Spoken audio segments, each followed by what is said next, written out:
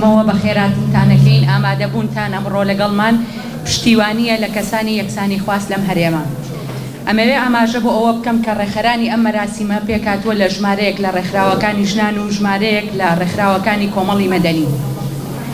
هاوکات بە پشتیوانی زیاتر لە 33 ڕێکخراو و گروپ و لایەنەکان.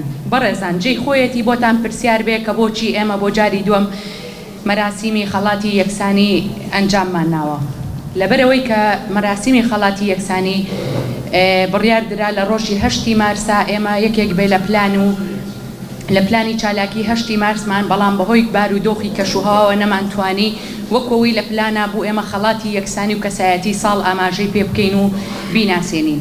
بۆیە بە پێویستمان زانی جارێکی تر لەم مەراسیمەیە خەڵاتی یەکسانی بناسێنین. هاوکات یەکێکی تر لە هۆکارەکانی زۆربوونی پشتیوانی بوو لە کەسایەتی ساڵ کە ئەویش بەڕێز دکتۆرە چۆمان هەردی بوو کە یەکەمین براوەی یەکەمین خەڵاتی یەکسانی بوو. ژمارەیەکی زۆر لە پشتیوانانمان هەبوو پێیان باش بوو داوایان کرد کە جارێکی ترە و خەڵاتە گرنگی پێ بدرێ و بناسێنرێت. ئەمەوێ باسی خەڵاتی یەکسانی بکەم کە دەبێتە نەریتێکی ساڵانە لەلایەن ئازادی خوازانەوە پێشکەشی کەسایەتیە کە کرێکە داکۆکی کار بووە لە بڵاوبوونەوەی هزری یەکسانی خوازی لە کۆمەڵگەیە. هاوکات ئەو کەسە بەردەوام بوو بێ لەسەر داکۆکیکردن لە بواری یەکسانی خوازیە. سەرڕایبوونی هەموو ئەو بربەستانەی کە هاتبێتە ڕێگەی توانی بێتی بەردەوام بێت و بەردەوام بێت لە خەباتکردن.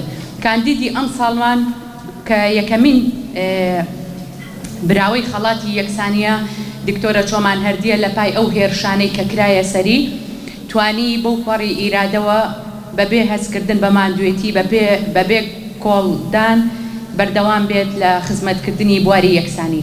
داوا لە نوێنەرانی ڕێخەرانی ئەم مەراسیمە هەرێک لە بەڕێز هاناخان، سەیوانخان، بەهارخان، لاڤەخان، جوانەخانەکەم بفەرمن بێنە ئێرە بۆ بەخشینی خەڵاتی یەکسانی بە خاتوو دکتۆرە چۆمان هەردی.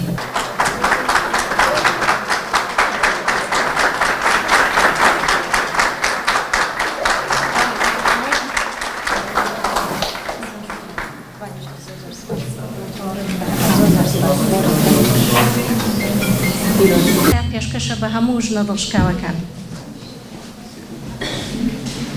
هەر جارێک دەگەڕێتەوە باڵکۆنەکەی بە گوڵ دەڕازێنێتەوە.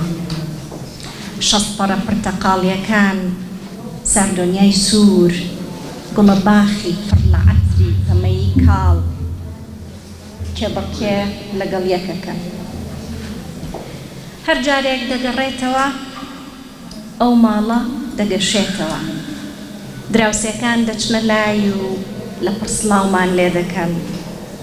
لەو ڕووبەرە بچووکەدا بەدەم نۆشکردنی چاوە چیرۆکی خۆشی و ناخۆشی ژیانیان دەگێڕنەوە. کە ئێمە وەکو هەڵوێستێک پێش ئەوەی کە باسی سرودەکە بکەین گروپی ژینە ئەمینی زۆر بە کورتی بناسێنین. بەڕێزان گروپی ژینە ئەمینی لە دوای خۆپشاندانەکەی شاری سلێمانیەوە بڕیارماندا کە دروستی بکەین.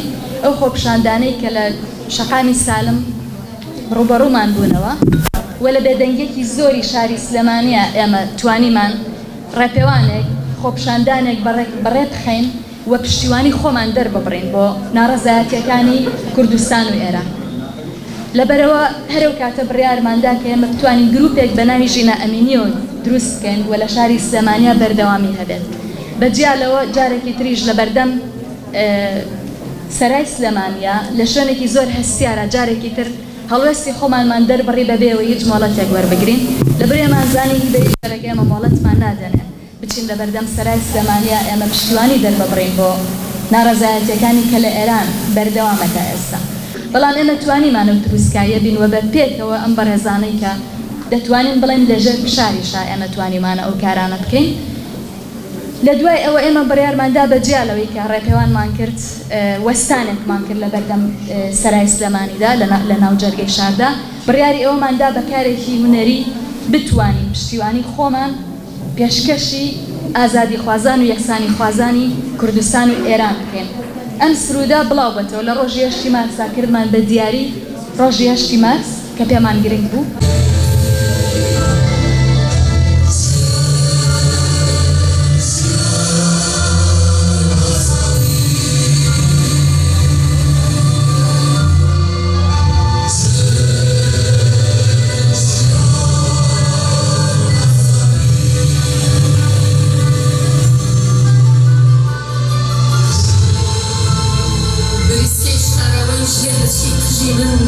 ئەڕاوەرێ تاریکی گەشت ئەکا ژینی نوێ من ژنی خۆم